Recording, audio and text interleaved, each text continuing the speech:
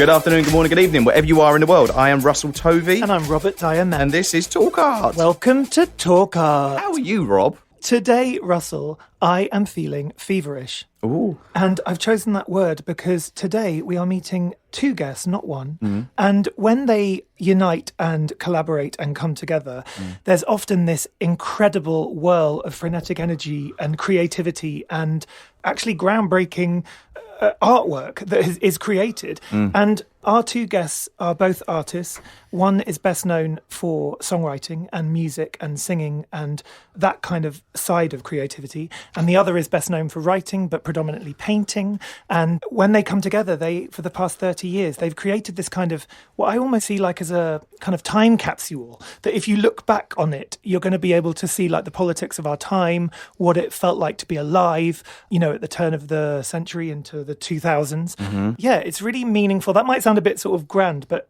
it's actually true because the work they've created together for the whole Radiohead project, which has been now 30 years, 30 million albums sold, like it's been this kind of global sensation, but it's actually deeply artistic project, which is why we would like to welcome them on Talk Art. Woo! So today we're here at the Standard London and we would like to welcome Thom, Yorke and Stanley Donwood.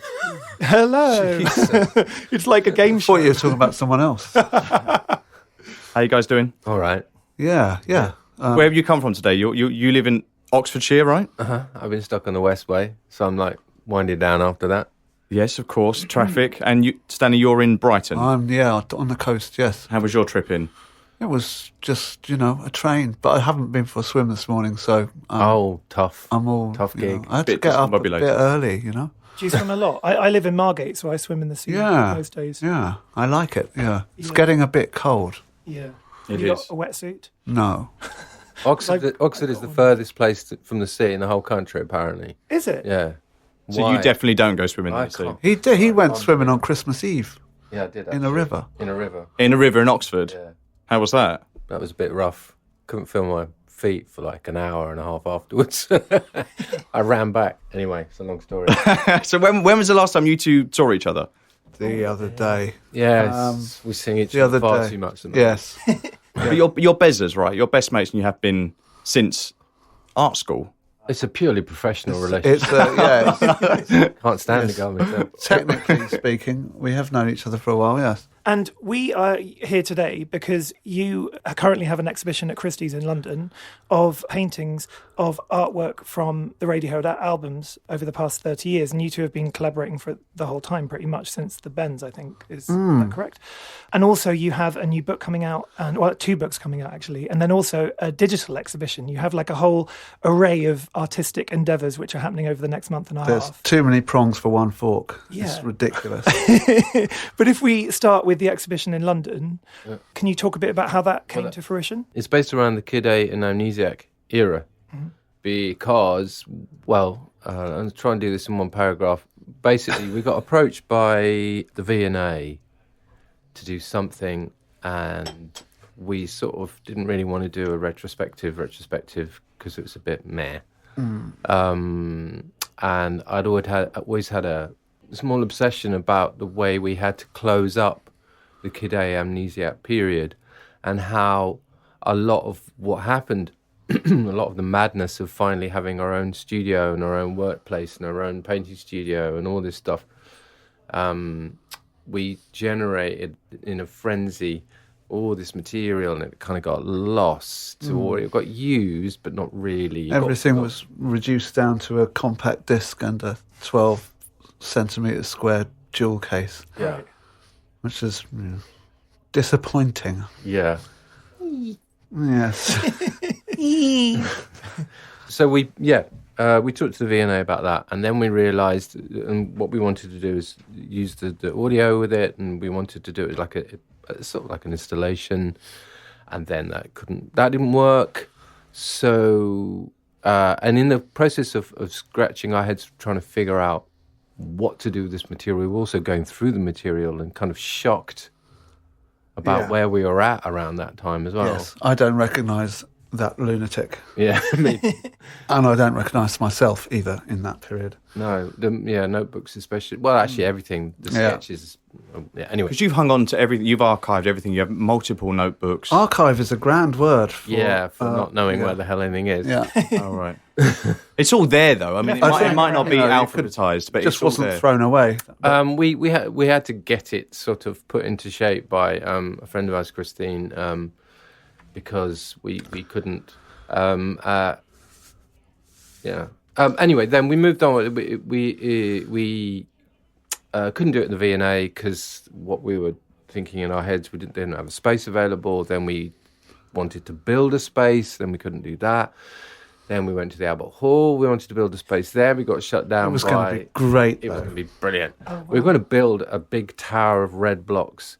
Out of shipping containers. Out of shipping containers. And then it all went basically tits up when English Heritage heard about it. I thought it was Westminster Council. Oh, it's all the same. They said it was like a giant advert for Radiohead. Yeah. To which it was like, what do you think? The Albert Hall is a giant monument to the royal family. So. Anyway, and then just at the point of despondency when we sort of gave up, lockdown occurred and everything sort of went into 3D space anyway. Friends of mine in the fashion industry were going 3D, and the way we were designing the space, we were using 3D programs anyway with our friend Sean in New York, and we just sort of thought, well, shit, we'll just do it virtually, and then it became something super exciting, which you will see. Reality was removed. Yeah, we thought, well, there's no point in making it into a real boring art gallery. We'll do something else. So we have been doing, and you'll see that in a bit. But that's exciting. What's come out of the pandemic is that culture didn't stand still, it adapted. Now what you've done, what you're creating now, what you're going on to now, probably would never have existed if we hadn't gone through what we've all just been through the last 18 months. Yeah, I mean, I think we both agree that right now it's quite painful to watch everything go back so fast. Yeah. Because I think we learned a lot. Yeah. And now we're trying to forget it, unlearn it. Yeah, go back to normality, yeah. Or what was normality. Yeah. I mean, it's just little things like shaking hands. That's a weird thing to do, isn't it? Yeah. When you haven't done it for ages, you think, why do we do that? Why that? And not anything else? Why is that what humans do? Yeah. Or humans in this culture anyway. Yes. So.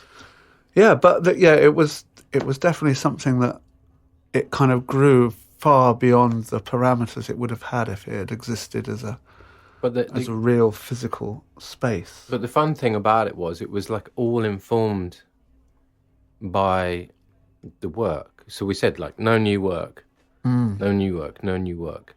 But these spaces evolved out of the combination of the music and the artwork and it was all there already. The weird thing, you just had to pick up a piece of paper and like, why don't we try that? Yeah, it's almost as time went on and this sort of developed. It was as if we'd made all this material 20 years too early because it just was.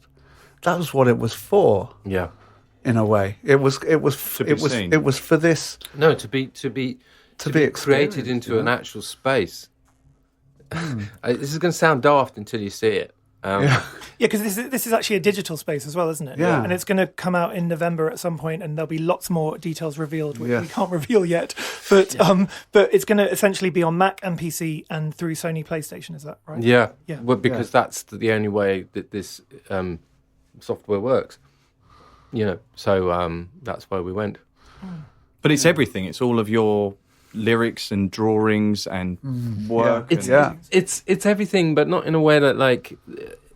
In no way would you call it a library. In no way would you be able to sort of stand there and reference. Oh, I'll just go and look at this. But I mean, there is. Yeah, I'm not resisting the temptation to explain the rooms to you because if I do that, then I'm giving it away. So. Well, your manager earlier showed me a quick sort of 2-minute video, and it looks like super immersive, kind of like I've always seen the whole Radiohead project in a way, including Stanley Donwood's artwork on the sleeves, as being this giant artwork, a bit like some kind of Kunstwerk or something like that big word, which kind of means including all different elements of creativity, not just one art form. Yeah. And that's what I think, looking back, it's so clear that that's what it is, from the words, you know, that you sing, to the sounds. Like, I remember when, if you think on the albums you're talking about, like Everything in Its Right Place, I remember listening to that on loop when I was about 20 years old and almost feeling like I was levitating, because that itself becomes visual. Like the audio became visual for me,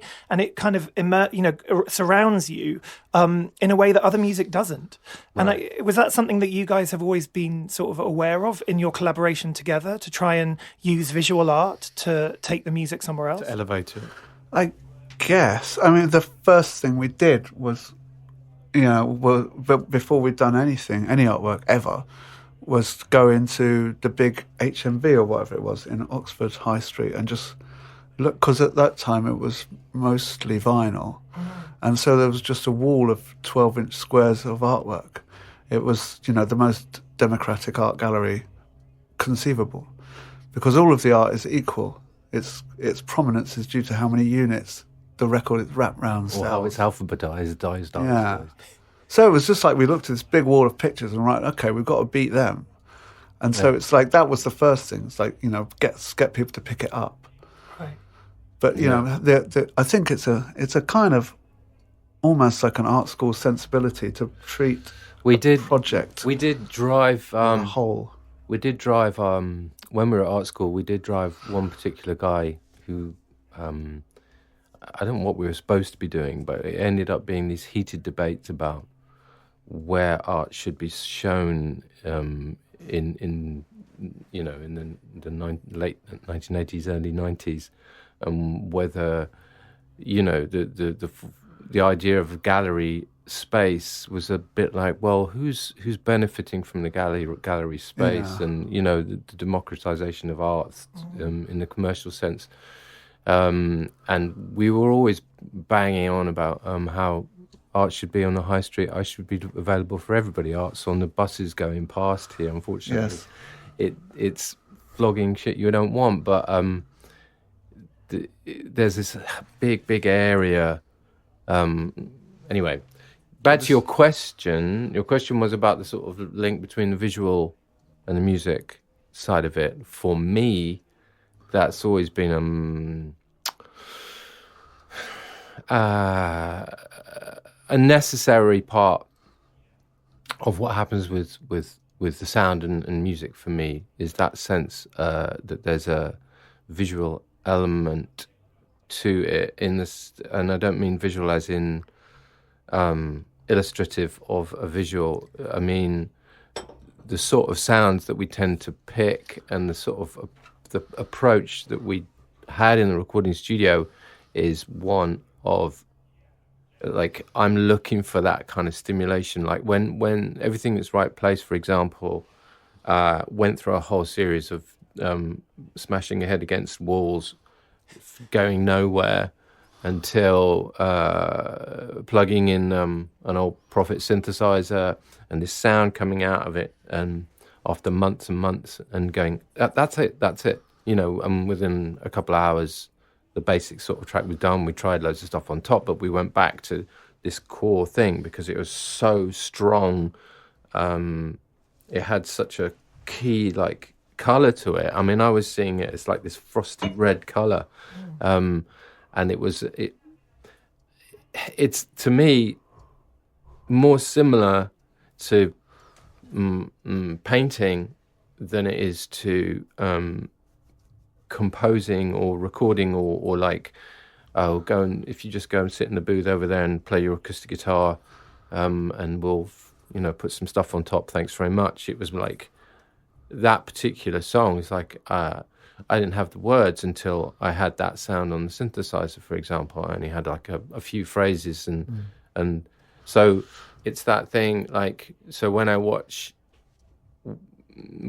watching Dan, Mr. Donwood over here, exploring painting again, when we finally got our own space, the similarities between, like, you just throw some stuff on a canvas and you wipe out what doesn't work, and you keep going and you keep going and you keep going until you find you find a color or you find a tone and you find a key, and then you form stuff around that key. They're just the same to me. It's the same method. Because it's very immersive. And when we were working in the studio, so everyone is in the same space. Yeah. And so when, exactly as Thom was saying, is they're kind of just sort of putting stuff up, wiping it away, putting more stuff up, wiping it away, and there's traces of it always, all the time. You can see what was there before, because it's a very organic process. But that's the music side of it, because the art side of it, you had a self-imposed rule that you would never erase. You can't undo. That was OK Computer. That was OK Computer. So Yeah. before that, was because that was purely digital, and there was a new thing called like Apple Z or undo or whatever. So you could literally undo what you just did, which was kind of a big cheat. So that was a self-imposed rule. With Kid A, it was a different matter. That was because we'd done all that digitally with we didn't know it was going to be called Kid A till the very last moment. But I'd love to know about that story then, of how you were both struggling and then you sort of stuck everything up on the kitchen fridge and had a mad moment. Oh yeah. I found all those. I found all the bits of paper. All the dodgy titles. With the dodgy titles and the bad fonts and everything. Yeah, no. I saw. I put them in a safe place. Yes, thank you. Well, What happened? So you were both struggling to find the cover art and the title? Everything. Everything. Yeah, deadlines do these things to Yeah. you. You got to sweat. I mean, we were up till like 4 a.m. one night. And Yeah. mad panic, and Because we had to finish it. Finally, after a year and a half The- of self-indulgent Yeah. madness. And they gave you a date. They said, this is the date it needs to be ready by. You were getting that put on you, that pressure. It was self-imposed, but we didn't want to let anybody down, I think. Yeah, it was just it kind of. I don't know. I think we were going mad. But yeah, so we kind of just we just stuck everything onto the sellotaped everything to the fridges and the. And these are cupboards and sketches stuff. that you painted. They were like printed out right. possible covers for this record. What we have been doing for the last 2 years. Yeah, because we'd gone in so many different directions. You could just blink and spin around and just choose one, and it would mean something completely different. It was what we hadn't, what we've never done. In fact, I don't think, maybe the Eraser, but I don't really think so. What we've never really done is started with a cover. It just doesn't happen. Anyway, there we were. The Eraser was the last thing that I carved out of lino as well. And that was supposed to be a kind of nuclear power no thanks idea to start with. That's right, yeah. It's completely different.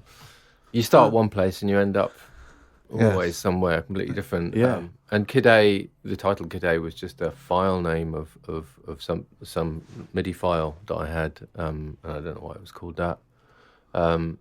This is what we're talking about. It illustrates the sort of like, I think really the act of creating, the act of generating material and accepting the fact that you don't understand that material at the time. Yeah. So you generate a volume of work, and then you have to exactly like with working on music, you don't know what it is until someone tells you what it is, or until you've had a period of time to look at it and let it speak to you again.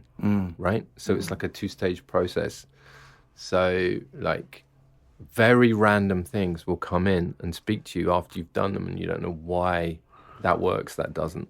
Yeah, there's a lot of sense that emerges after you've finished, because at the time of doing it, you're simultaneously trying to do something that you know is ephemeral. It's just paper that's wrapped around a plastic disc, but the sort of ephemeral nature of the physicality of it is kind of in your head battling with the fact you're trying to make kind of art. Well, with a big A. Maybe So it's still lowercase, but it's massive. Yeah. Well, I'd make the assumption that it would free you up knowing that it's not for an exhibition, it is for the album art. But I guess there's more pressure, is there, for that? No, it's really, I guess we have always come to it a little bit backwards. I mean, like, the normal the normal experience that people have when they're working on a record is that like someone will come in at the end and, you know, say, oh, what about this? And they have a selection on the table and that's it. You know, and sometimes that really works. You know, Sonic Youth have, you know, Gerhard Richter, they've had great covers. Mike Kelly, yeah. Yeah. So sometimes that works. But I went to art school and I met Mr. Donwood there, and it never... But at the same time, I was always really resistant to think of it as in terms of art. Yeah. Because, partly because, especially at that time, we had a penchant for self-annihilation and anything that we were doing. So no change there. Really. Yeah, not really. So we... OK Computer had been very, very successful, and we literally scratched that together because we had to, and the record company were like super nervous about us being in charge of it all. But it was incredibly fun to have all that support and like that, you know, be doing big billboards up the M4 off the Westway saying, you know, Gucci screaming little piggy, whatever.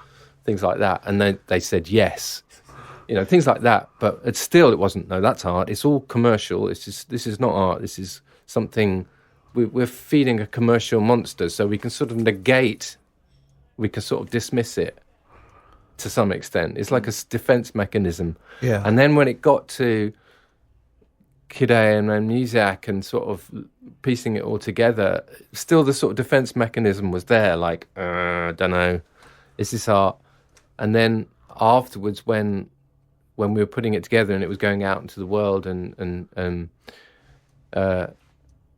Dunn was being asked to like, oh, we need an advert here or we need this here, and suddenly you were putting that stuff back into the world and seeing it in magazines like these weird cartoons and stuff, and I was realizing, oh, maybe this is art. Maybe this is art. I mean, it sort of hid from me personally. I was hiding behind the idea. It was like, oh, we're just generating stuff to put on a cover, whatever. And then at some point, I'm like, okay, it's more than that. Yeah. Well, it was never an afterthought, was it? That's the thing. I think for everyone listening is that you came to the decision that you would be in the studio, Stanley, at the same time as the music was being made. So and you would hear the songs being recorded. So then you were able to work while you was listening to the music. So there is this harmony that comes together of like, as pictures and words go together as harmonious in real life. Well, it's a lot easier to make pictures if the music's already made them for you. You've just got to find out what they look like and then do that. Yeah. And that's the difficult bit because the band of making the music, that's difficult. So you're all doing the difficult bit together, and then you sort of get to a point where you've figured something out, and it's, I don't know, there's a sort of moment of reaching a plateau and going, oh my God, I can stop feeling so ghastly, and I can relax a bit. There was an awful lot of self-doubt going on. Oh man, yeah, it's horrible. Going through all the stuff that we wrote during that period, it was extraordinary that we even got out of bed. It's excruciating, yeah. It's just the level of self-doubt is, you'd just done OK Computer had been really successful. But it was a defense, like I said, it was a defense mechanism. It was a way of like, what you're trying to do is second guess making a mistake. So you're like, okay, I'm going to destroy this before it happens, just in case. What, self-sabotage? Constant self-sabotage of everything you're doing. Hence the two-stage process. So it's like, you can't possibly like do something, see it through to the end, go, wow, I'm brilliant, great, move on. It was like, do nice, something, though, that would have been. It. What? That would have been nice. Who actually does that though and makes good work, makes good art? I mean, that's... Yeah, it's the same in any... Yeah. But what I liked is that you would make the visuals and then you would come in and you'd fuck them up and then you would then come in and fuck what he's done up. And it would end up being a battle for who wins the painting in the end. And well, yes, except that, it was always... only one of us has any patience or commitment to what they're doing, and that's not me. But you would throw it around the room, right? No, yeah, my patience commitment is much more to twiddling with knobs on a synthesizer. I mean, to be fair, he has got to go away and make the music, Yeah. So I've, when he's doing that, I sneak back. So it was exactly, And then work over what Tom's been yeah, doing. yeah. I'd flit over that. I'll flit just in a paint over flitting that. way, grab a paintbrush. Go, what about this? Blah, blah, blah, blah, blah. No. Was there any ego with that? Was that tough to begin with? Was you like, hang on a minute, stay in your lane? No, I kind of like it because it's. I mean, I think we're sort of like we're quite opposite in the way that we approach making marks. I think because although I try to be a kind of expressive, abandoned, sort of emotionally driven mark maker. I do tend to end up cross-hatching quite a lot. So, I do need a kind of... That's your default, is to crosshatch. Really detailed. So I do need a maniac to come in every now and again. But you would have a pseudonym as Dr. Chalk. So the works that you've got... we have lots of so you have lots of... Well, pseudonym, like Stanley, your Sunday real name is Painters Dan. was always my favourite. It was just the the two of Sunday us. Painters. Sunday Painters, pure. I liked one of the best ones we had was End Games envisioned by dumb computers. That was the best one. Mm-hmm. And that's you come up with That's that the most title. catchy one. You come up with that I can't title even together. say it. No, that was totally I him. think that was. But what about we were Zachariah Wildwood and Donald Twain once? Oh, that was a good one. Although I always wanted. Which one was I? You wanted to be Zachariah, but we both wanted to be Zachariah. Nobody wanted to be Donald. Yeah. This was, of course, before Donald. These are the conversations Donald. we have over email. Yeah. The thing I love about your connection is that you guys met each other when you were really young and like still forming your whole universes creatively, but you've sort of stuck together. And it's quite an unusual thing. And I think we have a lot of younger listeners, like younger artists all over the world. And I always say to them, like, your peer group and the people you actually, grew up with, at least at art school and stuff like that, can be really sort of a really great thing to hold on to. It's not always like you need to sort of become successful and then you'll work with the big music video director or then you'll work with a great graphic designer or do it all properly. It's like actually create something new. To be fair, he's done that as well. Okay, yeah, he has a bit. To me, like I am, if I'm totally honest with myself, leave me to my own devices, I just get lost. Like, I'm a collaborator. I have to collaborate. I have essentially the attention span of an insect, and which is why I can go into the painting studio, pick up the paintbrush, go, "What about this?"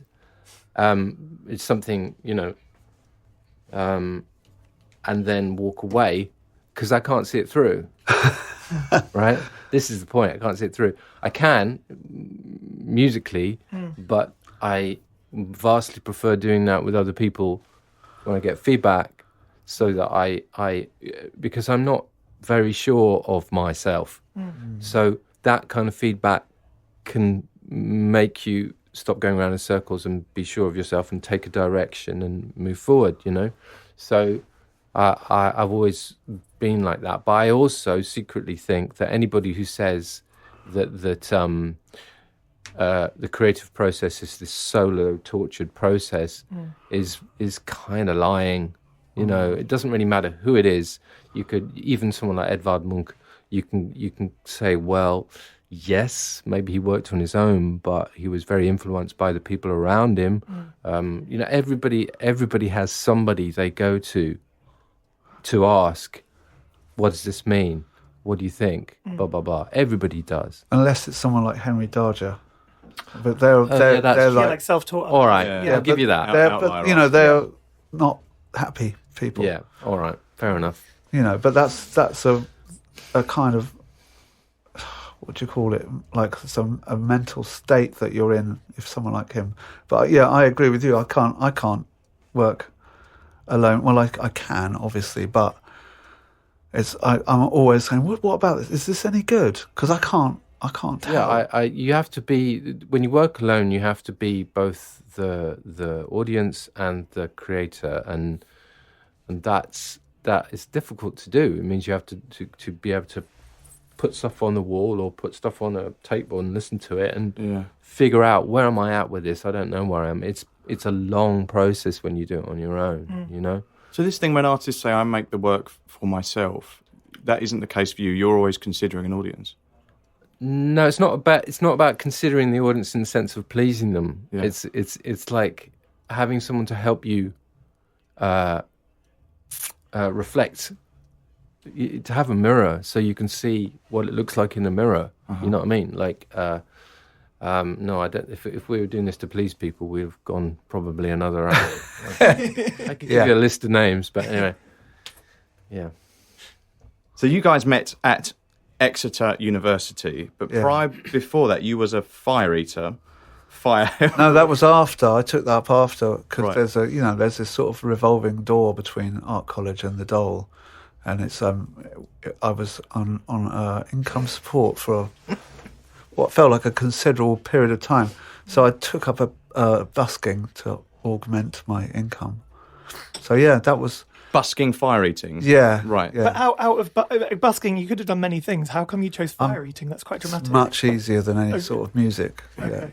Yeah. Can you still do it? I wouldn't, but You wouldn't I probably could do it. Yeah, I know how to do it, but it's not very good for you. Yeah, I think your partner would have something to say about that. Yeah, she does not. I'm Not the fire today, snogging not you today. after that. But then you wanted to support when your band was called Headless Chickens. This is before. Oh no, that was That was a that was different that was. Yeah. That was a They different were band. called on a Friday. So I turned up in Oxford with my mate because we were hitchhiking with the fire breathing because we were two-man fire breathing. Duo fire breathers. Yeah, because when you make two jets of fire together, you make something that looks more like a kind of fiery mushroom cloud in the sky. It's Fire baby. very See, impressive. that's a collaboration again. Yeah. So yeah, we turned up in Oxford and there was a poster up on a Friday. I'm like, that's my mate from uni. Oh wow. He's in that band. So we, phoned up. That's something right. like that. Slept on our floors. Slept on your floor. Slept on the floor. Went to the show. The dirty floor. The dirty floor where Colin was doing English lessons or That's something. right. Yes. Anyway. Yeah, a long time ago. But then you weren't allowed the job to Well, work. it was a stupid idea. You can't do fire breathing indoors. It's really dangerous. So, And Tom, you were actually making artwork yourself back then, and I heard that you were really interested in the Mac computer, back then, and you did something called When I Grow Up in 1991. Wow. And I was looking at these stills of it, and because apparently it's actually been lost as an artwork now because the format it was on kind of disintegrated or something. It's a little bit more. Yeah. Well, it's a little bit more convoluted. I mean, I did all this work and it got basically. I went through sort of every department at art school and didn't do very well until I sort of got to video. I was really into video, but I could never get hold of the cameras, so I would do a lot of editing. I got really into chopping things up. And then the graphics department was next door, and they just arrived. All these Apple Macs arrived one day. I was like, "That's me. I'm in on that." So I sort of broke into the graphics department. Wow. And then I was only working in there, and then I inadvertently took up half their hard disk space.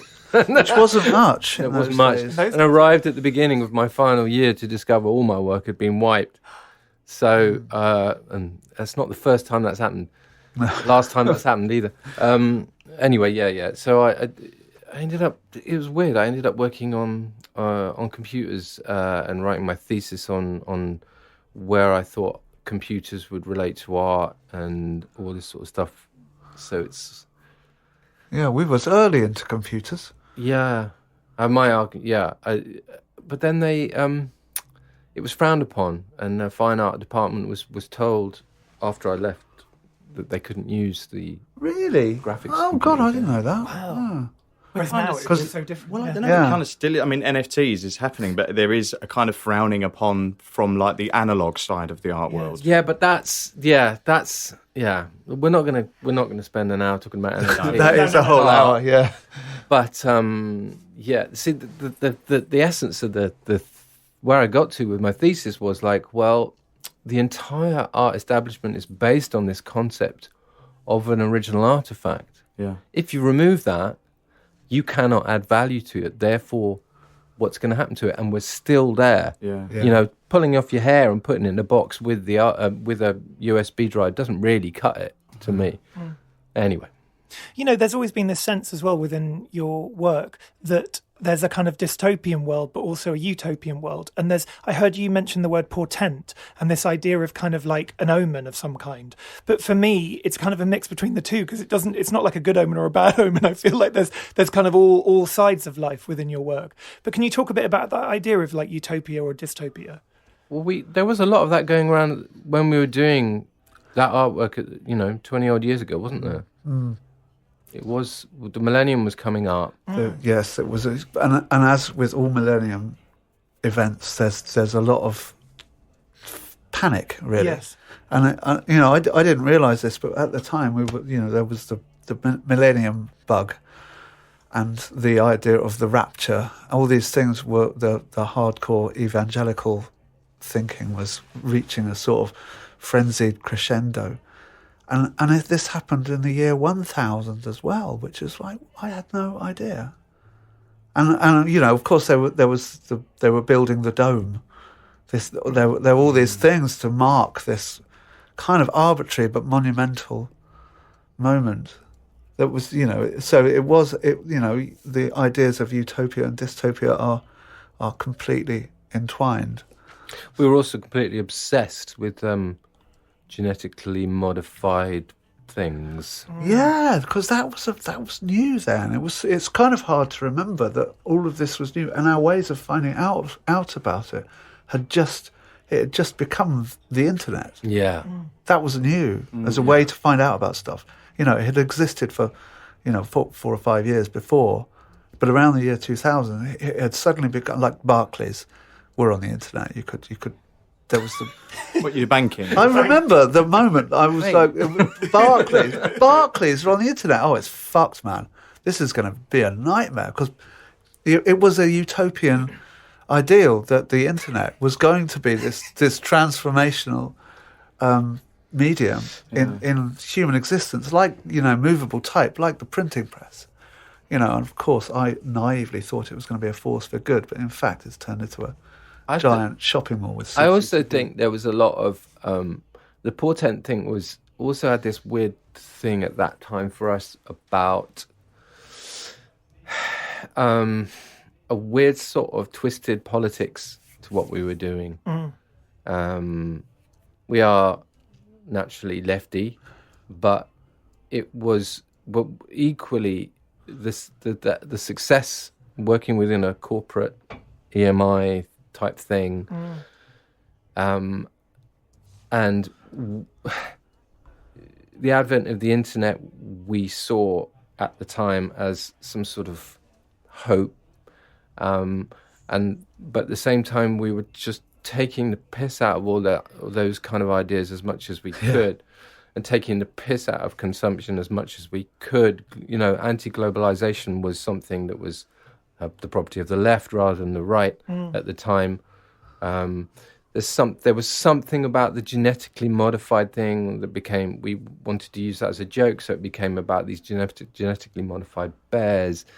So it's like this innocent child creature which is not in fact innocent at all, and this all got sort of tied up into this odd narrative, which was, if you sort of step back from it, it was like an anger at a certain type of movement, globalization and dislocation of the people from the world around them. And somehow we were being told it's okay because we're all going to transform. There's going to be this moment where we all transform into some form of higher being. That there was this idea that somehow technology was going to take us to this new and beautiful place, and me and him were just sitting there going, "Fuck!" There's all of those sorts of things, like Blair's third way, neoliberalism, the opposition to sort of multinationals, big pharmaceutical companies, and globalization, which are now firmly being owned by the rather rabid side of the right wing, were, like Thom says, it's kind of they were all left wing concerns. It seems really weird now how that has happened, and what has enabled that shift, because it's pretty fundamental. As there's been some sort of fulcrum where all of these concerns have just been taken away there from was the left there was wing. Genoa. Yeah, There was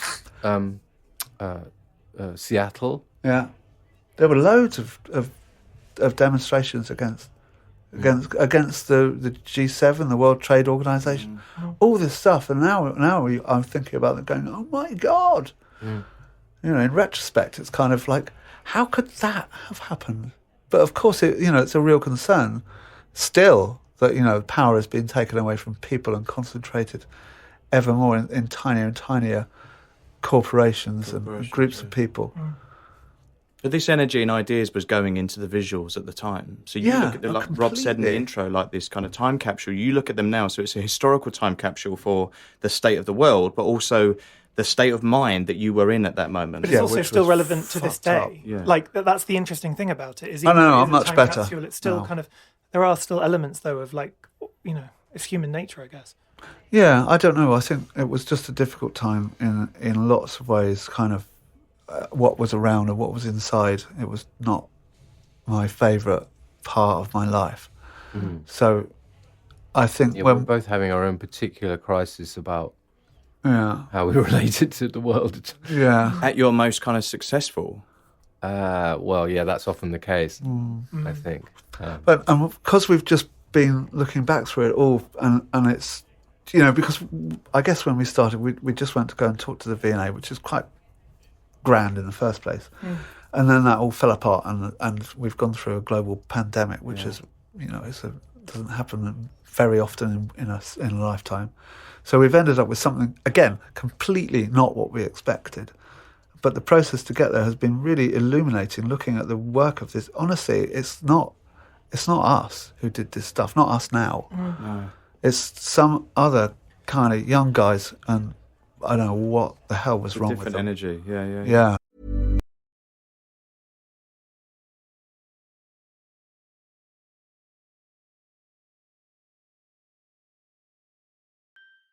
And these the imagery, as well as re-releasing the actual music itself with like unreleased songs and things, you've actually made these two books. One is with text and kind of words and drawings, and then one is more with the paintings. But if we think about the actual, like, the way it all looks, like, you had kind of mythological things like minotaurs, or then like maps, monsters, pylons, dams, volcanoes, locusts. I'm reading this, obviously. Mountains. Helicopters, Hiroshima, show homes, ring roads, lightning. Like, I love all these ideas, but when I read that out, it takes me back to when I first listened to those albums. And, the visuals are so linked to that time. I don't know where all those things, how they came together, but... Well, me neither. It just sort of came... You brought the Minotaur thing. Absolutely brought the Minotaur thing, and you brought most of it, to be honest. I mean, I was the mountains and the geometric shapes, because I just could see them all in the music everywhere we looked. It's a visual, musical thing. Yeah. And then the Minotaur one I found really interesting, because I really struggled with it for a while. I was like, why is he bringing it? Was this place. It was this city. Yeah, and it was all about internal landscapes. To me, what it's this idea of a mind trapped in its own labyrinth, cannot escape, going in round and round and round and round and round. It's like, that was exactly what was happening to us. I mean, we couldn't break out of this odd prison that we'd built ourselves. Yeah, we had literally built it around ourselves. Yeah. And I was coming here to London and I think I was drawing with my eyes shut, drawing shapes on the A to Z, and then following that shape. That came from the situationist thing, didn't it? Yeah. What's that mean? In Guy Debord's... either in Society of the Spectacle or the other one. One of the other ones. I don't know.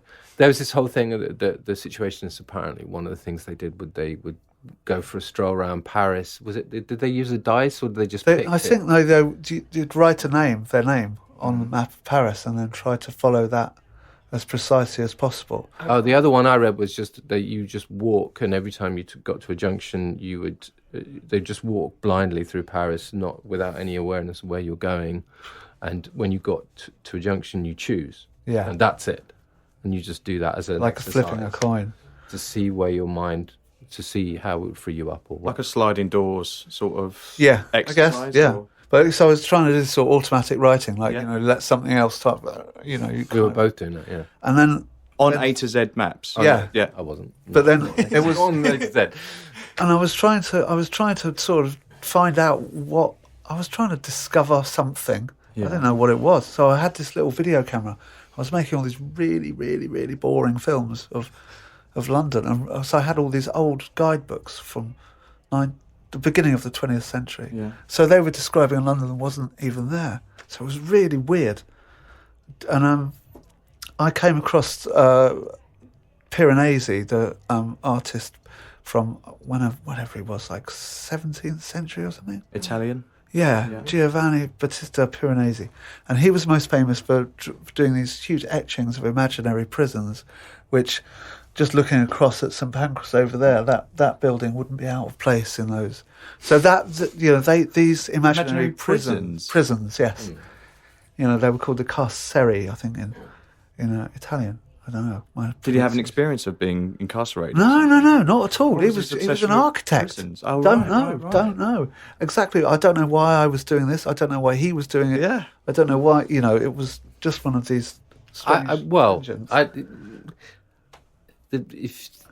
For me, the prison thing was quite clear now when looking back, because the prison thing was basically I'd spent a long time.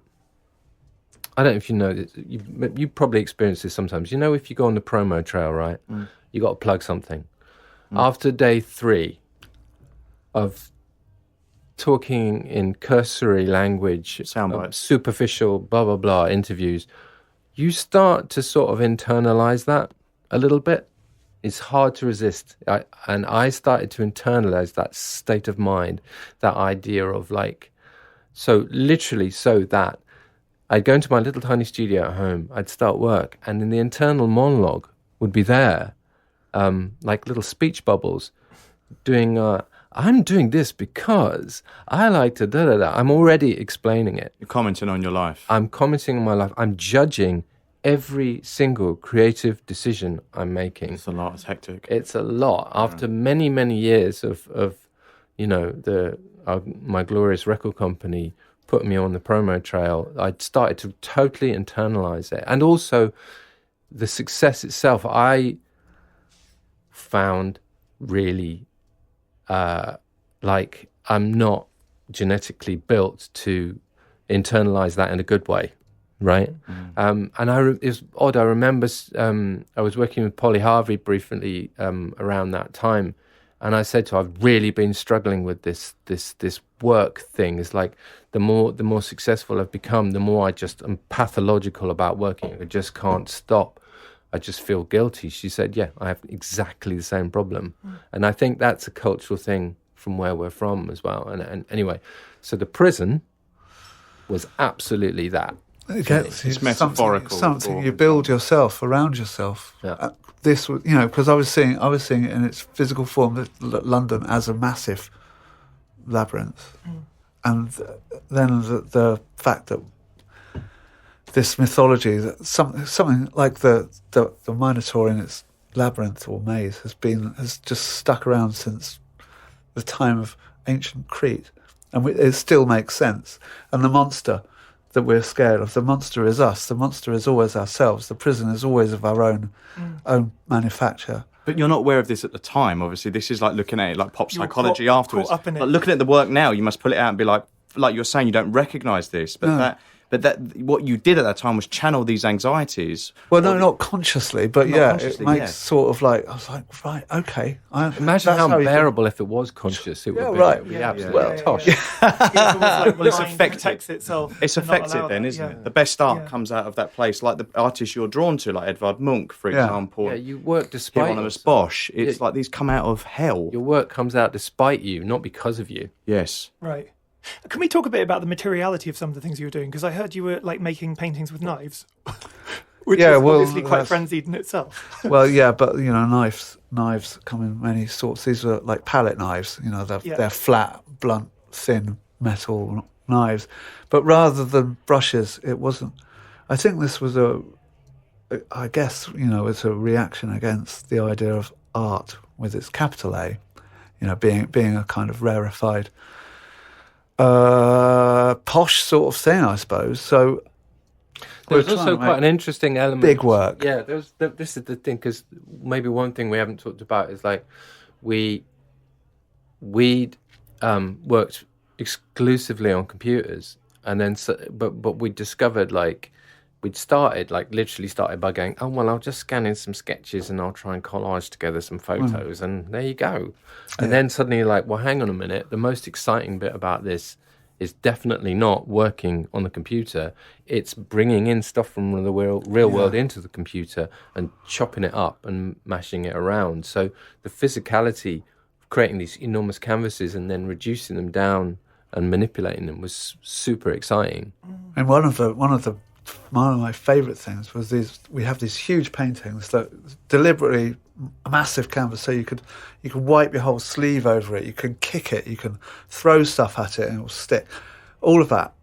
And then you're able to, in those days, photograph it with a film camera, and then you have a print that's then you scan on a scanner.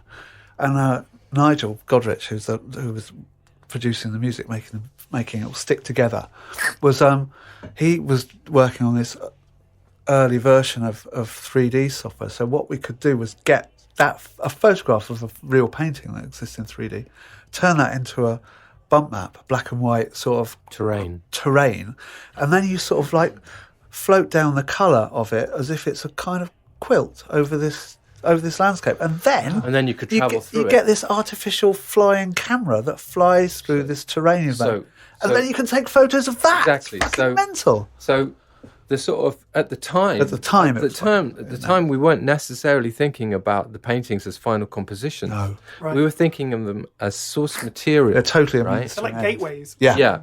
And what freaked me out when we started using this light wave, what it was like I'd been having these weird visions. Not a bad thing, actually, a good thing. It's something about healing. But I'd been having these visions of these fragmented landscapes and of these mountains. So the cover of Kid A ended up by accident being really quite close to this vision that I had. And when we first started moving through these landscapes, there they were, these fragmented landscapes, exactly as I'd seen them, and just being produced by this software. It was super exciting to sort of see something before it actually happened. So, but you would go from the analog into the digital, work on it, and then you'd put it back into the analog?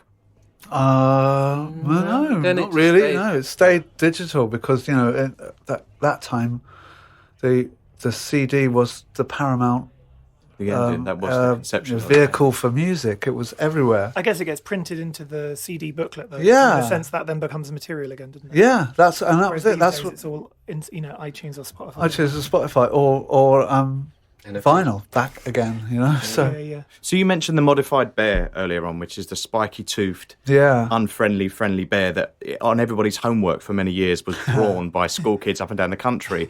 Where did that come from? Did that come from a place of wanting to find a logo, or did it just appear and then it became like... I was like, my kids were really tiny at the time, and I was, they wake up at a basically illegal hour in the morning. It's disgusting how early they wake up. It's really horrible. When you're just getting in, right? Man, it's so bad.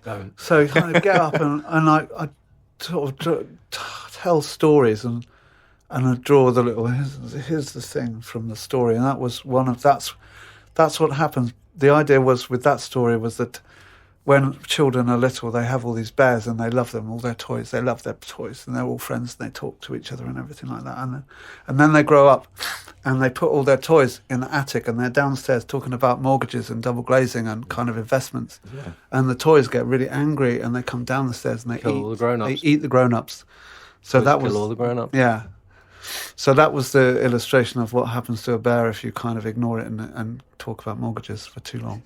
And did you show this you drew for your children at the time? Did you scare them at the time? No, they're fine. They're fine with that. But then that became like your image for so long. Like a central kind of motif. Still is, like a motif to you. It was just, Probably it was just some. Probably it was just a T-shirt design or something. No, I think what normally happens is we don't see each other for a while, and then we throw it, and then we sit down. This used to happen before we used computers a lot. We just throw each other our sketchbooks and just sit there for the afternoon, going, "I like this. What's this?" Blah, blah, blah. Critique each other. And just grabbing stuff, and that just really this idea of this innocence, lost innocence, childhood thing was like, wow, that's amazing, and so it became really integrated into it all. Your opinion of the art world now, because you seem quite self-deprecating about your own work, and you kind of separate it from... I thought I got a bit better at that, but oh well. It's all relative. But how do you feel about, like, you're going to have this show at Christie's now, and how do you feel about the actual art world? Do you go and visit museums and look at other artists' work, like contemporary? Because you definitely reference historic history of art. Yeah, yes. But I can't quite. It's doing my nut in, to be honest. That we've got this work in a really fancy part of really fancy part of London. It's not just Mayfair. It's a really really posh bit of Mayfair. Yeah. And so I don't know. I think I am kind of in a state of denial about that at the moment.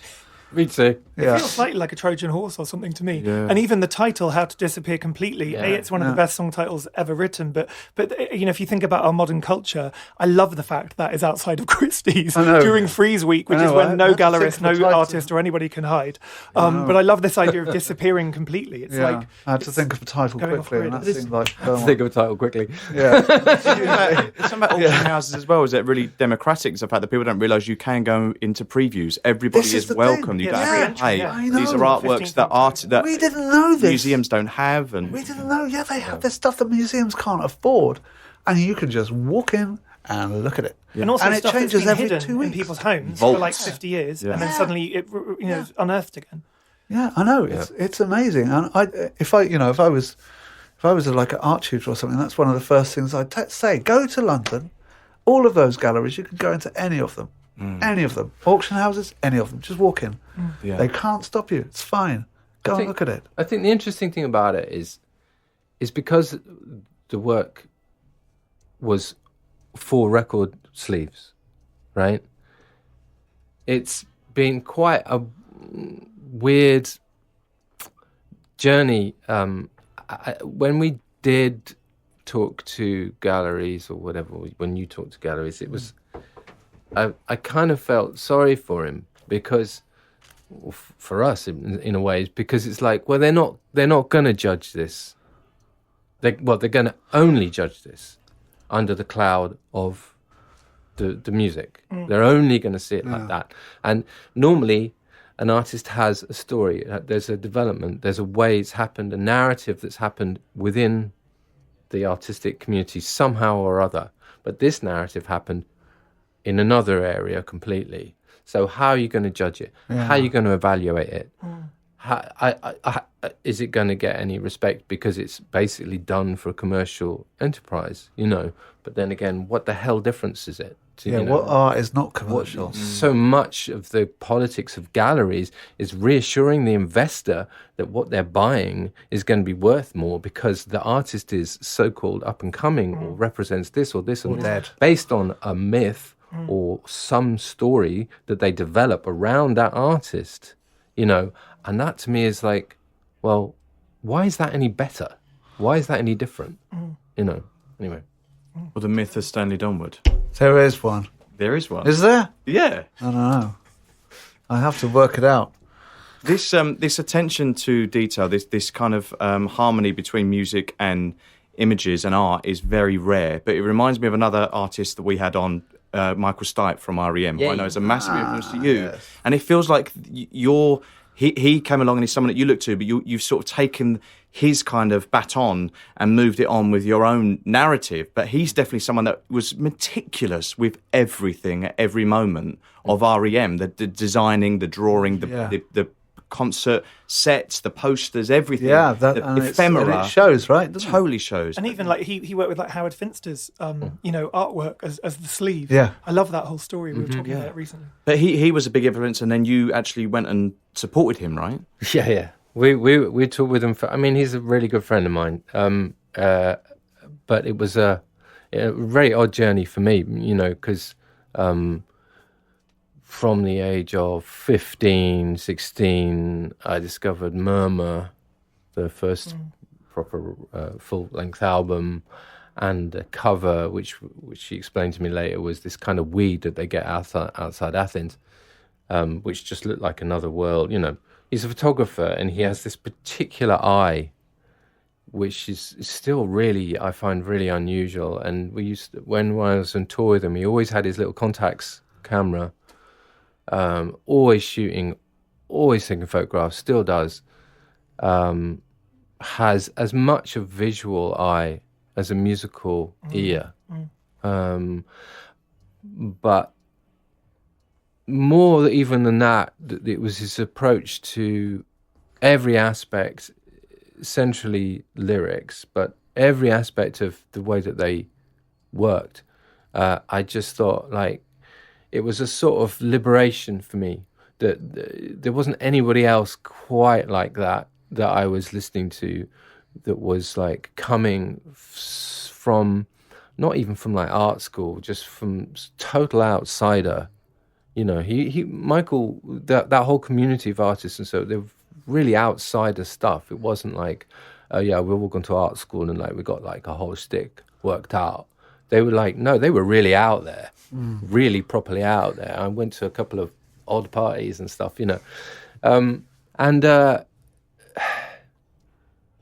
but it was strange for me because I was a teenager, and then suddenly, not that long after, we were hanging out on tour, and I was watching him every night and watching how they did stuff. And that and my increasing obsession with like Can, krautrock, and this different way of looking at what you're creating, it all sort of synthesized, and sorry, what was that? Can and what rock? Krautrock, the whole sort of that school of music in the 70s, where they were just totally coming from a different point of view about how they worked. There's a really great biography of Can, which I can't remember the name of right now, which I started reading. It's bonkers. Anyway, I'm getting off the point. Michael was like a license for me to be that person, like there was two people when I was a teenager that sort of like I felt, apart from maybe my teachers, that gave me the freedom to be that person. And one of them was him, and the other one was Neil Young, because I'd never heard Neil Young. And Neil Young, I sent him like this demo tape to a magazine, and they came back saying, "Who's this guy? This is amazing." They gave me like lead review and said, "He sounds like Neil Young." I'm like, "Who the fuck's Neil Young?" So these two people arrive in my life, and I end up meeting them both, and I ended up being a close friend of Michael's, and it informed a lot of not just me, the rest of the band got to know R.E.M., and they were commercial, very successful, but their whole mentality about what they were doing was so backwards and forwards and backwards and forwards. It was so inspiring that it meant that we sort of would go back to our huge corporate entity, EMI, and say, well, R.E.M. can do it, so can we do it? It was always that kind of argument. Anyway, I'm waffling. We'll probably cut all that out. No, we won't. He gave you some advice, like you were saying about when you were touring around and everything, like doing stuff for press, is that I'm not here, this isn't really happening. Which is where How to Disappear came from, yeah. I was going through after OK Computer, I was basically catatonic. I mean, properly catatonic. I would stop mid-song on stage, and I can't even tell you why, but I just couldn't do it anymore. I remember doing a show in the NEC in Birmingham, and after sound check, I just walked off and tried to find the train out to try and get out of there. Was you here at this point? Are you witnessing all this? No, I don't go on the touring. Right. No. So by the time they're doing that, I've totally had enough. Yeah. So it's. But do you have each other's backs at these points as like companions throughout this whole journey together? That was to an extent, but I yeah. mean, it's kind of like it's a different life because we worked together when doing the making, but the touring. I don't think I've come on. I remember a you couple of coming. I times. remember you coming. I remember you coming on to New York at the end of the tour. Oh yeah, and got I handed you that thing I very was high. smoking. I'd been smoking that for months. Jesus man. Christ, yeah. And I was like, oh shit! I knew I was worried because I handed one to you, and you were flat out on the floor straight off. We went to that I've been mad doing that, club where that bloke was being whipped by a That dominatrix. might have been Rob. That is not fair. No, it was mental, and I was just that was the first time I'd ever been on an aeroplane. Whoa. Yeah, I went to New York City, and I got Different very, life. very high. Yeah. But how did Michael's mantra manifest for you then? You were saying so you. It was a form of self-protection, really. There was a few things he taught me. One was like to be in when you're in a situation you can't get out of it, you just disengage. I ended up realizing that you can only do that for so long. It ends up being quite dangerous. You've got to be careful. But anyway, at the time it helped. And the other thing was he had this trick that he could make himself invisible. Yeah. I remember you doing that. We used to do it in New York. Yeah. I remember going to a club in Stockholm, and we're like, okay, let's do the invisible. So we just went, and nobody bothered us. We just decided. We told ourselves we're invisible, and nobody bothered us. Nobody said anything. Wow. He was really good at it. He was really good at it. Because Anyway. I remember Tom telling me about that. That Make was yourself visible. Yeah. Oh God. Yeah. He would do that just to show me. Yeah. We did it in a bar together. Yeah. When we were about 27 or something, and we were in New York, and he said to me, "Watch me now. I'm going to make the bar look at me." And I was like, "Don't be ridiculous," because I was saying to him, no one was like finding me attractive, and he was like, "I'll show you how to get everyone to think you're attractive," because he's obviously an actor, and he literally he just changed his body posture. Yeah.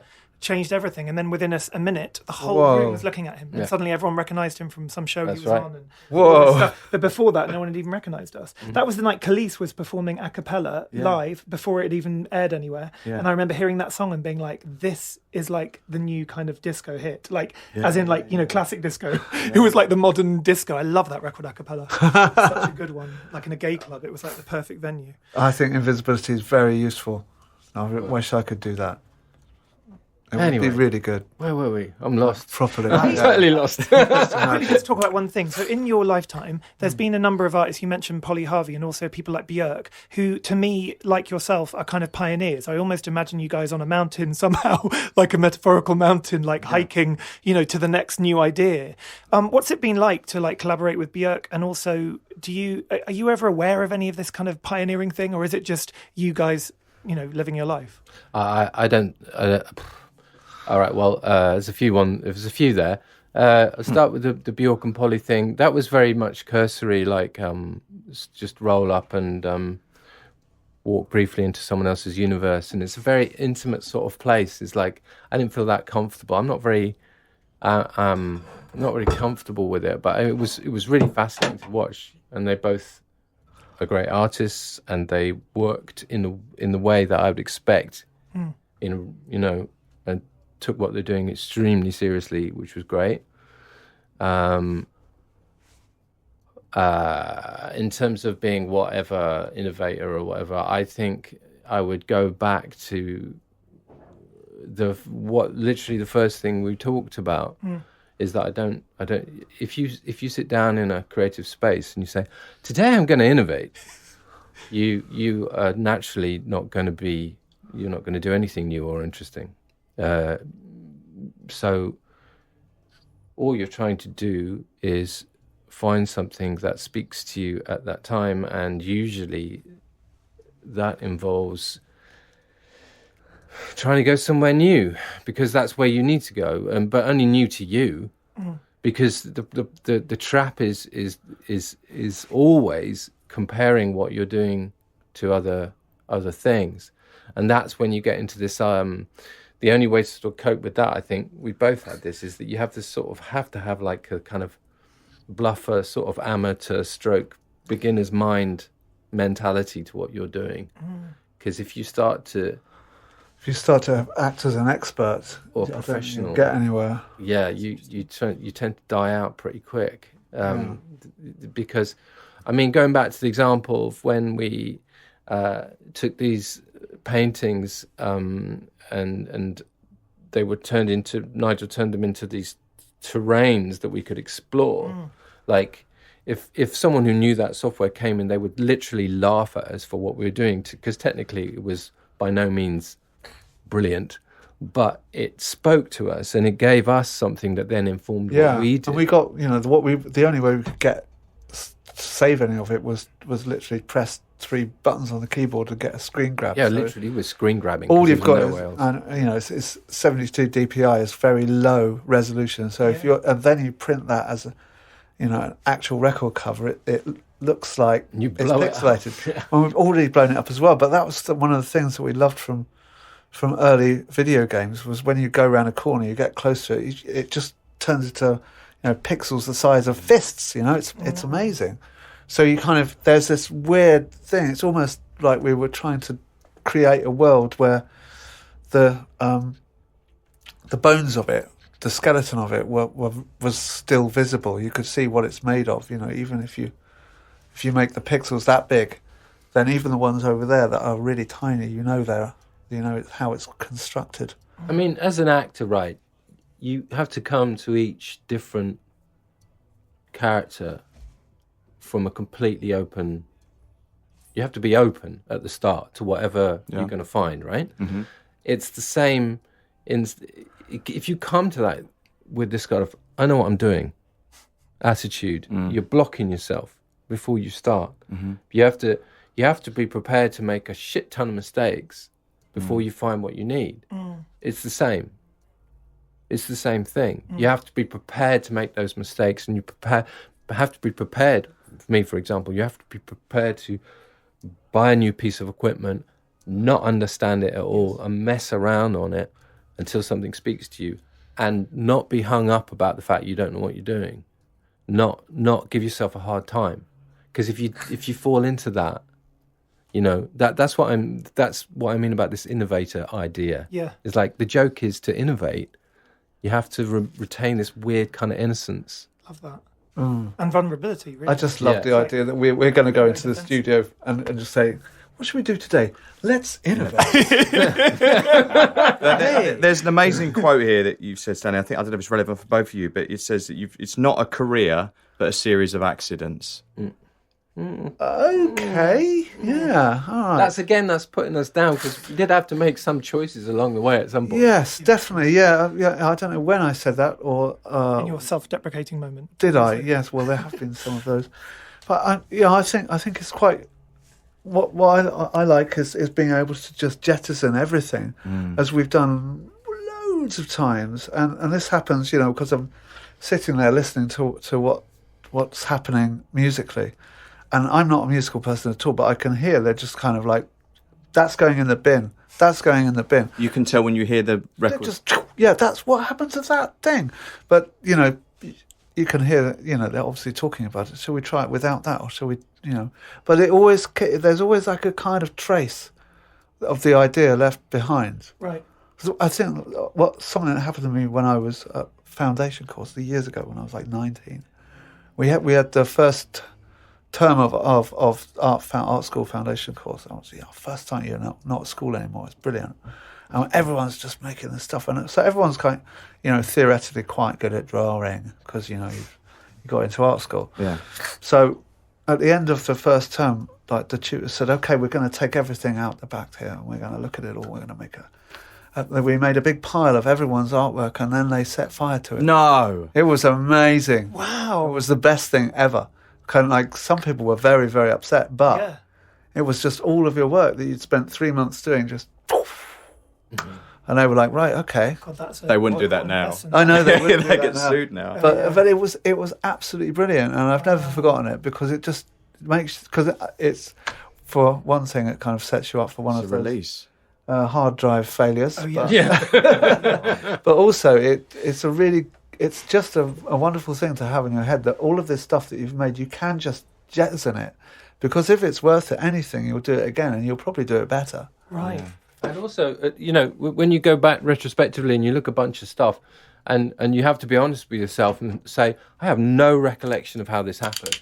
It's kind of the same thing. Yeah. It's like the process of doing it is kind of the point, ultimately. The pleasure comes from the process. And once it's finished with the music, you hand it over and you say goodbye. And literally, if you're like me, you completely forget it. I forget how that happened. That's the magic of art, isn't it?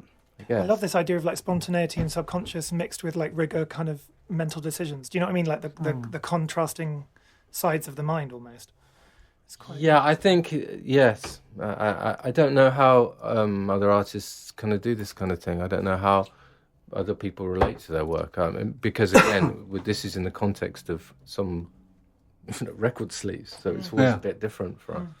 Yeah, and I think that's been a deliberate sidestepping of it being art in the gallery sense.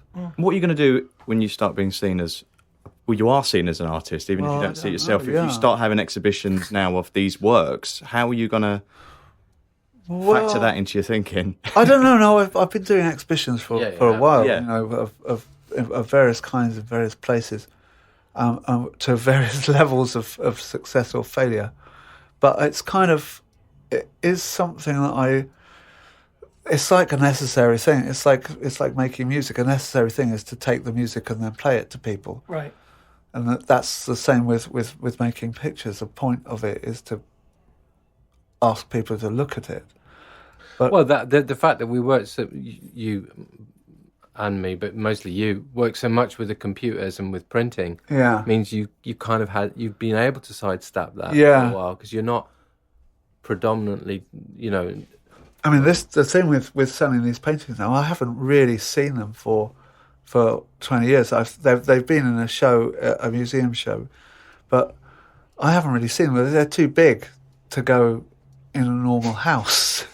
So I haven't really seen 2 meters by 2 meters, aren't they? Yeah. Yeah, pretty much. Yeah. So I was in the exhibition space last Friday, looking at them and really looking at them, and they're playing Kid A and Amnesiac on the Is that sound okay? system Great. there. And I felt really weird. I felt kind of almost, I don't know, not tearful, but kind of like, I've got to go, because it was too much. I was like 20 years has just been erased.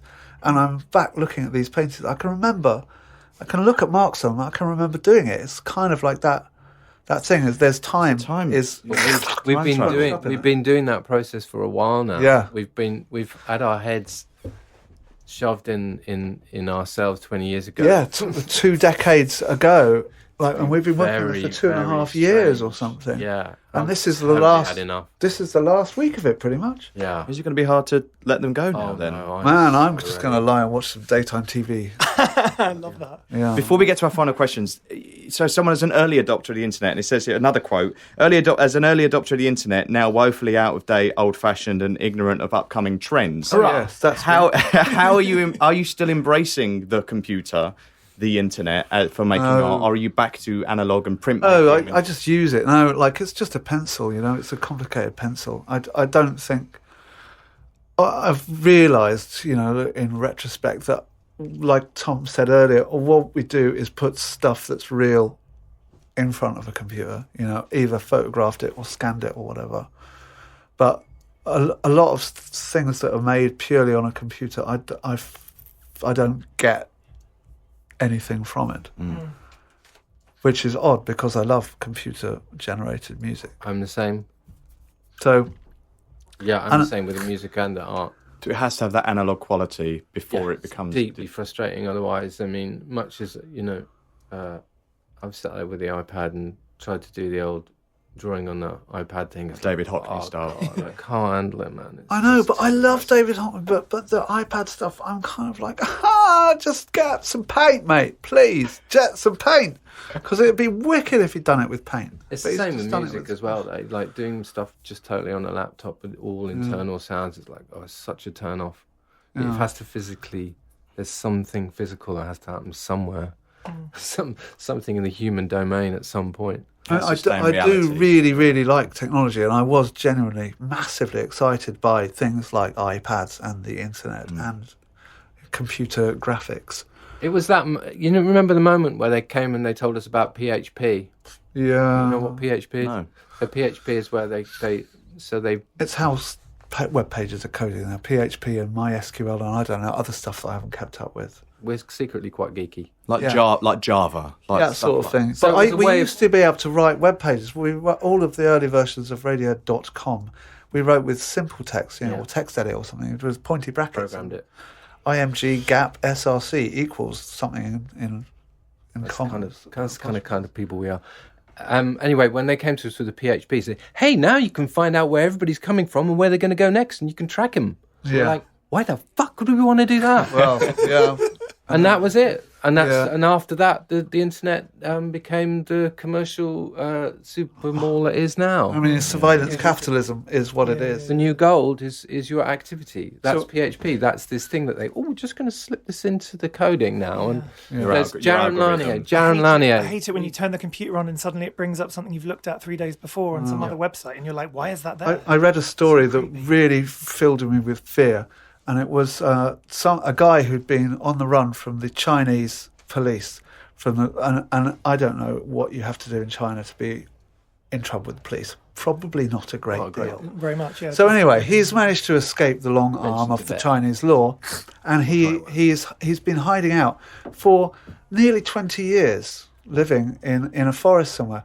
And so an unmanned drone sees a bit of something blue that has come out of his secret camp, and goes and investigates. He's busted. Oh my God. And that's the internet. There is nowhere to hide. That's the internet. I mean, we turn on our phones with our faces. Where's that data? Who's controlling that? It terrifies me. And he had a good 20 years, though. Two old men going. Yeah, exactly. In my day, you had to shoot people with your own hands. I've worked with a long time with the painter and musician Billy Childish, and Billy was a great lesson. Like meeting him, whenever I met him I met him first when I was a student. But his whole thing of like all the speakers that he has, the vintage speakers, and he never uses anything digital when he does his concerts. And it's amazing when you actually see one of his concerts and how it sounds. It sounds so different, and it's like a completely different energy. Yeah, like you feel different molecularly watching it in the audience. It's actually like fascinating. Yeah. And the same with his paintings, like Edvard Munch fan as well. Like he, references that, but he's made it his own thing. Yeah. So we ask every guest 2 questions, but quickly at the end. The first one is, if you could do an art heist and take any artwork from around the world or building, if you didn't want to pick an artwork, what would you choose and why? And we can help you steal it. Yeah, we've got trucks. Could be anything cranes that means a lot to you. Oh, it'd be something Anselm Kiefer's. Really? Yeah. A huge one with bits hanging off and stuff. Yeah, like enormous. Tell you what, I'll go with you. Can we have his whole place here? Yeah, we'll take that whole place in France. Yeah. I don't know about this. Tell us about this. He's got a whole place. Have you heard about our it? listeners Okay, might our know. listeners might know. Incredible. He does know. He's playing. Yeah. Yeah, we take the whole place and where would we move it to somewhere nice? Oxfordshire. Oxford. Well, I guess France is nice. Maybe we just move there. We just moved there, yeah. Would you move to Essex, where you're from? Wouldn't No. really need to heist. Fuck We just escort him from the premises and demand that we live there instead. Yeah. Or You might need to keep him around actually, because maybe he's he could constantly show us evolving. around. Yeah, he is. Yeah, he could stay there. Oh yeah. Actually, yeah, no, it's... Yeah, actually, no, I don't want to steal any art. No. Do you we collect just art? visit it? We'll just visit. Do you live with each other's art? Well, yeah, I've got some Radiohead records, it must be said. Right. So, But your own art? Do you have your own stuff up? I have, yeah. I've finally got a flat big enough for one of my massive paintings. Oh, great. Nice. Only one, though. So Which one is it? Do we know? It's It's from it's Moonshaped Pool. It's from the Moonshaped Pool ones. And it's a big one. And I can't remember what it's called. Dippy one. They've all got weird names. Do you collect and live with art? I'm just thinking now in my early 50s that probably I should start putting things on the wall. Yeah. No. It's all in storage. You do have stuff though in storage. I don't know. I haven't done it. But I'm going to start doing it. Maybe He's got actually a couple frame it in of my mind. massive You don't need to paintings, have it but as no, a- loads the of walls aren't big yeah. enough. No, that's right. He's saving them till I'm dead. No, don't ask me. I'm terrible. Really. The other question we ask is, what is your favourite colour? Oh God. Oh, Yeah, it's basic, but it is interesting sometimes. no, blue. Yeah, blue. Yeah? It's the same blue. Blue. Yeah, it's We all really know what annoying. blue is. Like an ice blue, Russian. like a mountain ice blue. Prussian blue, right? Prussian. Prussian blue, I quite like Prussian Prussian blue. blue. You know, like a new pair of jeans blue. Ooh. Really? Denim, like God, a I nice hate that. indigo denim. You hate that? It's not the same blue. Last time I bought a pair of blue jeans, I went in the ocean. I did literally what it said on the label, and I went in the ocean, swam around, and then rolled around in the sand, and then went back in the ocean to try and get rid of it. Ah. No, I like all sorts of blue. I like cyan blue. Yeah. Yeah. Yeah, he does like blue. I do. I Cyan really blue. do. We I really do. we It doesn't disagree about suit cyan. me. It doesn't suit me at all. But I don't understand the cyan thing. What, so you guys actually discuss colours? Like, Yeah. that's great. Normally nowadays it's like, this one's going to be orange. No, it's not. Yeah. Yeah. What is the best advice you've ever received when it comes to art and music that you can impart? Burn all your work. Burn all your work. That was like I was saying about that thing. I think that was probably that was my sort of formative thing that will stay with me forever. It's just like, if you burn all your work, it doesn't matter. It's just art. Mine would be like, stay an amateur. Stay with beginner's mind. Don't get hung up on being clever. Ever. Yeah. Love that. You we're got all kicked out of wise and Exeter everything.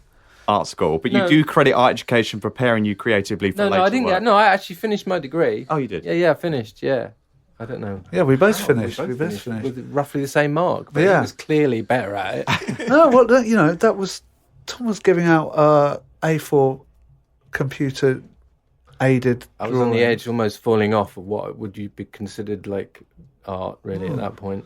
And mine was massive screen prints of cops beating people up at the poll tax That's rally, right. Oh, Yeah. wow. which was my just. I feel like there's a lot of David Wojnarowicz in your work as well. When you're talking about drawing on the maps, he took a lot of kind of like New York subway maps and Manhattan maps and would do screen prints over the top. Yeah, but more. What's his name? Rauschenberg. Rauschenberg, Jasper yes. Johns, Rauschenberg, Yes. Jasper Johns, All of that Rauschenberg, stuff. Rauschenberg, Yeah, the Rauschenberg, collage in. And Yeah, and then some Rauschenberg. more Rauschenberg probably. I've For a probably while. stolen more from Rauschenberg. Also Although- Hockney. Yeah, Hockney. When we Stolen were a in lot Paris, from there was this Hockney. time we were in Paris at the beginning of Kid A. The first thing we did Yeah, was we went to see Hockney's landscape exhibition, the Of the- enormous the fucking Grand landscape. Canyon. Yeah, at the and that Pompidou. changed our lives completely. Because he'd made it all out of square canvases. Yeah. They were all square. Blew our heads Loads off. of them stuck together. Blew our heads Genius. off. What year was this? Early 90s? Just at the beginning of Kid A and Amnesia. Yeah, I guess 99. 98. I don't know. Wow. Have you met him? No. Have you met any famous artists? No. I once went to Rauschenberg's place before he died, but he was very ill, and I heard him rumbling around upstairs. But Really? didn't get there. Oh. I almost felt like you were going to say you were going to write a song called Rauschenberg because the way you repeated it, it actually sounds really good.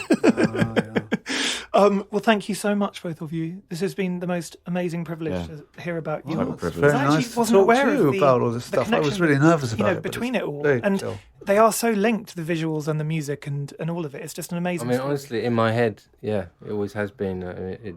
I think music and art, when music is working, it is visual. It always has been, for me. Yeah, and it makes life a lot easier for me if there's music to draw to. Yeah, likewise though. But if once we've produced, sorry, I'll shut up. Once we've produced these images, when the images start appearing and we're still working on the music, it's so exciting. It's absolutely the most exciting moment because there's this link that it's the same when we do videos and all sorts of things. That was good with In Rainbows. I think that was the first time we were able to have all of the work we were working on as screensavers on all of the monitors in the whole recording studio. So they'd all be going, when they weren't being used, they were going through this cycle. That's right. We So still everyone in the band could go, "Oh, I like that one," I like that one. And we get sort of an idea of Crowdsourcing. Sort of thing, yeah. And you'd refer to like a rough track as a sketch anyway, right? Yeah. Oh yeah. I mean, but the way I do music is so. I'm so not doing verse choruses anymore, so that it's the only way I can describe it because I can't read music. So the way I work with my laptop is the way I'd work if I was standing in front of a blank canvas. I mean, I start making marks. Some of them are going to work. Some of them are not. Some of them I'm going to get rid of. I'm going to focus on this. I'm going to loop this bit. I'm going to, it's the same for me. same thing. Amazing. Thanks, guys. It's all right. It's been fantastic. The exhibition at Christie's is on till the 15th of October, and hopefully we're going to get this out in time for people to actually visit it. And then if you don't get to see the actual physical exhibition, there's obviously a different kind of physical, but it's going to be a digital exhibition through metaphysical exhibition, Yes, good which one. is like a expansion of all of these worlds. And it's really exciting from the clips that I've seen earlier through PlayStation, and also it'll be available on Mac and PC, which is very inclusive. For free. That. And also there are 2 books coming out, one with drawings and writing, and then one with all the paintings and lots of different narratives and stories, as well as the music, which I'm sure everybody listening is already aware of. But Kid A Amnesiac is the title of the whole kind of project. Thank you so much for listening, everyone. And are you on Instagram? Yes. I know you are actually. Yes, I am. Yes, of course I am. Yeah. At Stanley Donwood. Yeah, I think yes. Okay, and you're there as well, but you haven't updated it for a while, I think. Like, a bit busy. Facebook, Instagram, Yeah, exactly. Fair enough. And you can find images of everything we've talked about at our Instagram at Talk Art. Thank you for listening. Thanks, guys. Back very soon. Thank you.